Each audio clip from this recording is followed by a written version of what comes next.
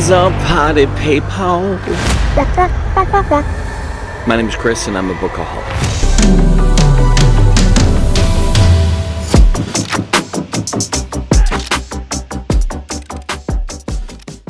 All right, everybody, it's such a waste of time in some ways, and yet I love it. And that is, let's talk about what I read in March and what I'm reading and plan to read for April. Now, I know March is long gone. By the time this gets uploaded, we probably are, about close to halfway through April. But whatever, I'm committed, and that says something. March was a horrible reading month for me, and you would think with the extra, couple days, everything would be fine. I would be plowing through tons of books, but I traveled like a madman. So usually that can afford me opportunities to read, and I did, but it was tough. So a lot of my downtime was not what I had thought it was going to be. So yeah. It's what it is. You're going to have good months. You're going to have bad months when it comes to reading, and I guess that's just fine. That's part of what this is. So far, I'm well underway in April, and I feel pretty good. But let's just kind of talk about what I was supposed to read. And as you well know, I didn't read a thing I was supposed to read. Here's what I was going to read for March. The Blade Itself, Leviathan Wakes, The Wandering Inn. By the way, I'm still reading that, and I'm about halfway through. The Dragon Mage, The Flames of Mira, small aside, I'll get to that, but I'm plowing through that still. Pariah, Speak the Nightbird, Dune, Legend, and Of Darkness and Light. Now, none of these I finished. I didn't finish a single one. I almost finished one of them, and it's already done for April, but I'll get to that.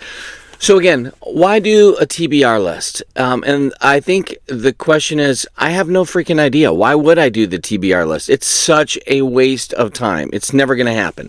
Every book I put on the TBR list, I never get to. I want to get to it, and I will eventually get to it, but it's certainly not happening now. So, well, it's what it is, right?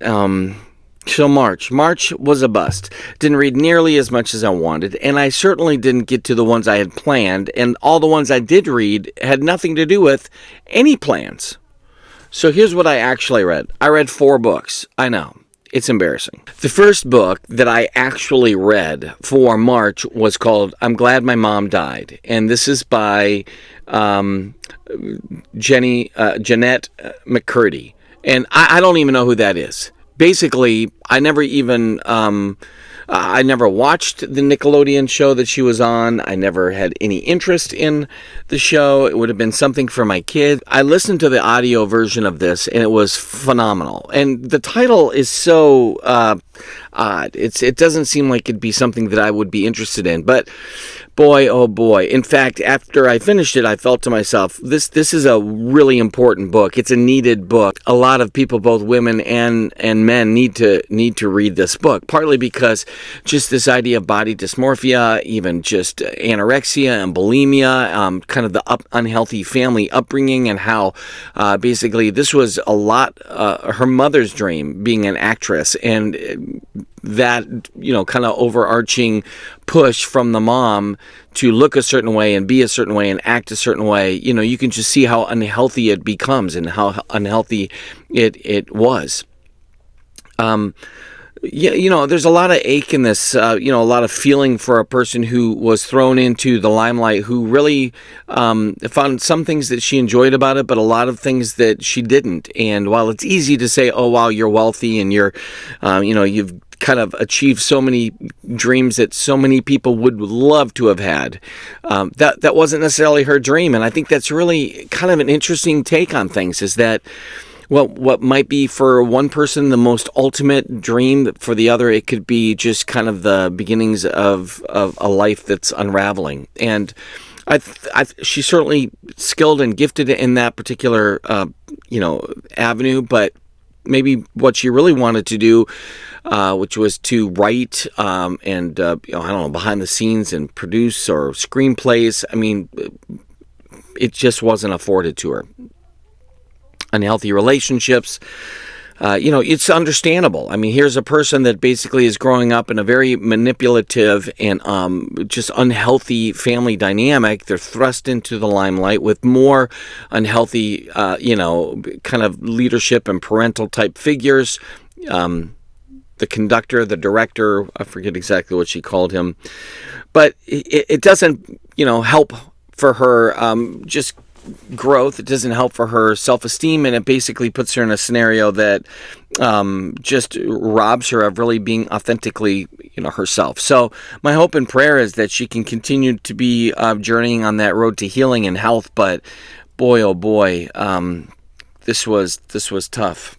It was a tough read. I have girls, I have daughters, and part of me is really sensitive to some of the struggles that she went through. Her show iCarly was, of course, just loved by so many, and even my kids remember this character that she played, but when you start realizing all that was going on behind the scene, you're like, oh my gosh, yeah.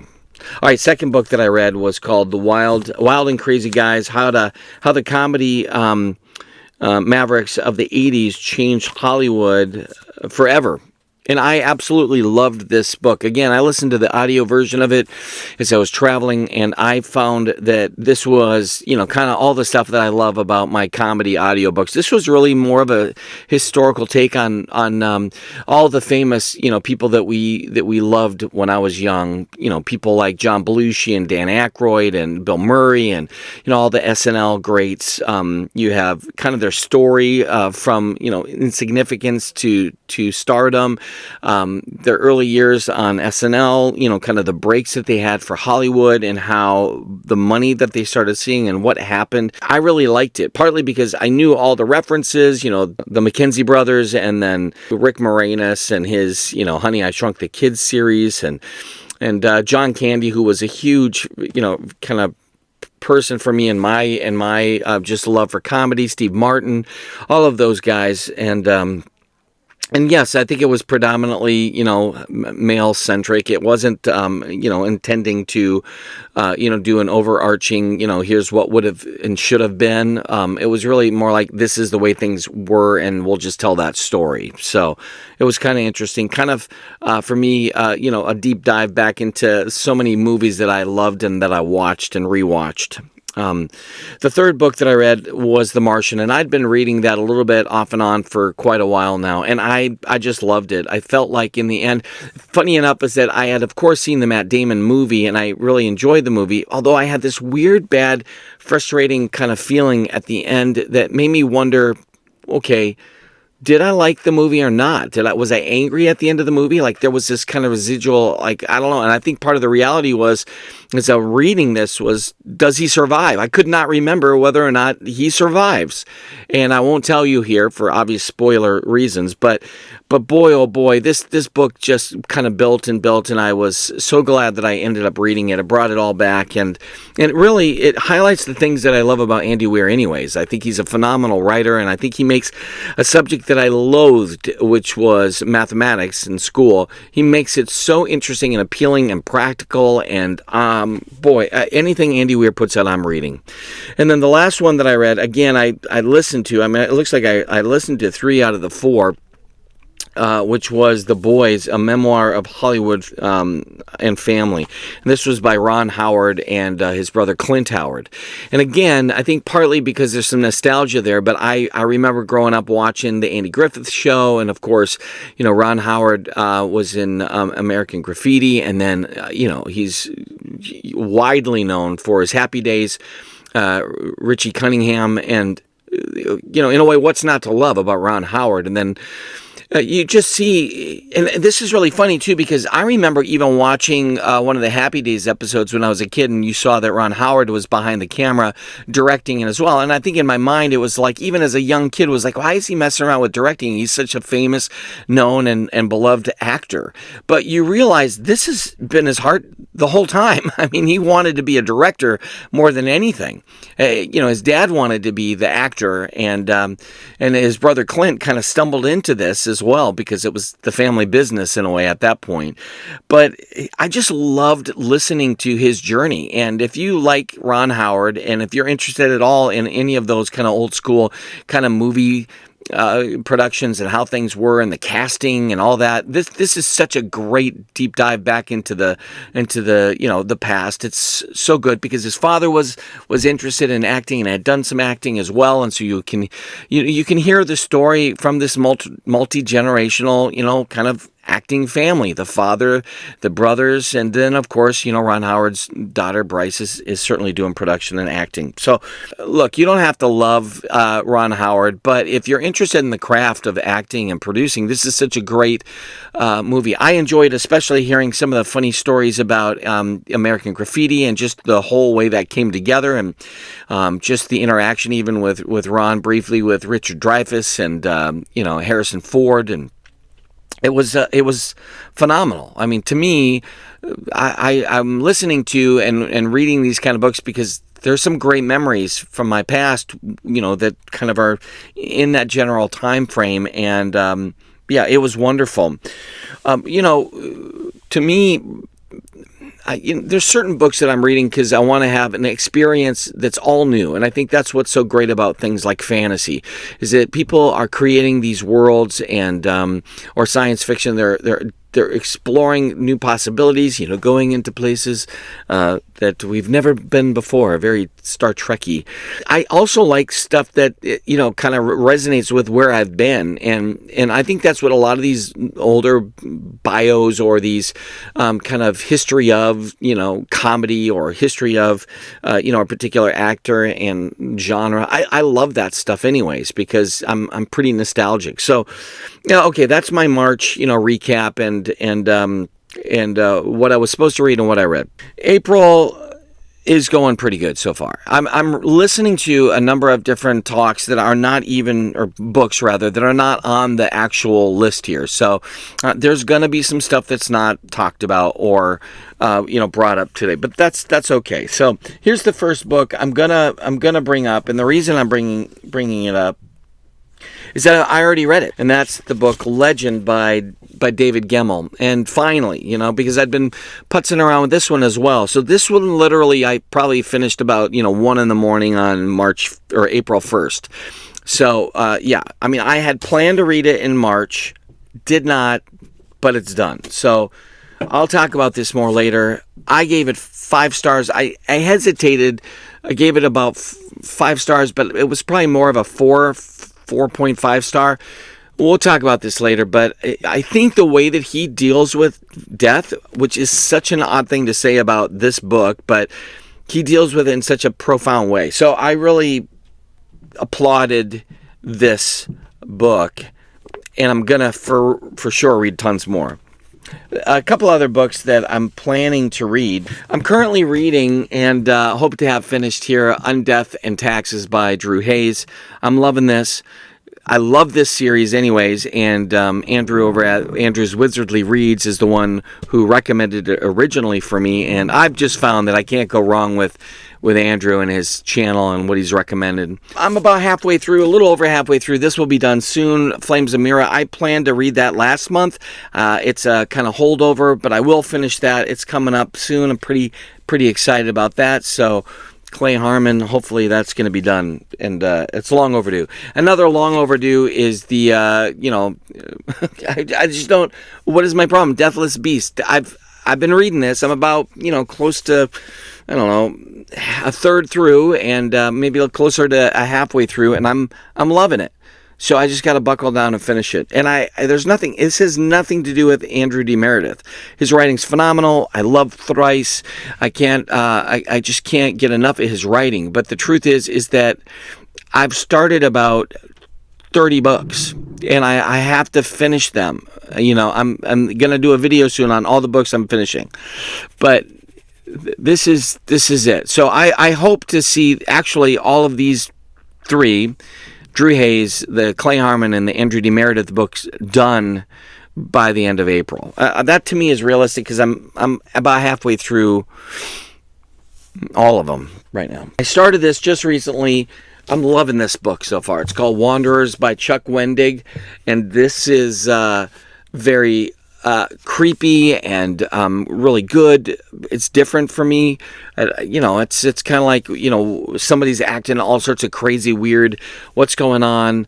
Are they fixable? Is this happening to more people? And so, I'm actually, that's not where I'm at. I'm in this. I'm probably about, I don't know, 10%, 20% in. So I'm loving this. But this is a pretty meaty book. I don't know when I'll finish it, but I think it's going to happen sometime before the end of the world. All right, so here we go. Blood Song. This was officially on my April list. So Anthony Ryan. Now, I was supposed to have read Pariah last month, but I didn't. What I was supposed to read last month for March after Wandering In was Dragon Mage, Flames of Mira, Pariah, Speak the Nightbird, Dune Legend, Darkness and Light. Blood Song by Anthony Ryan. That's on my list for this month. I don't know.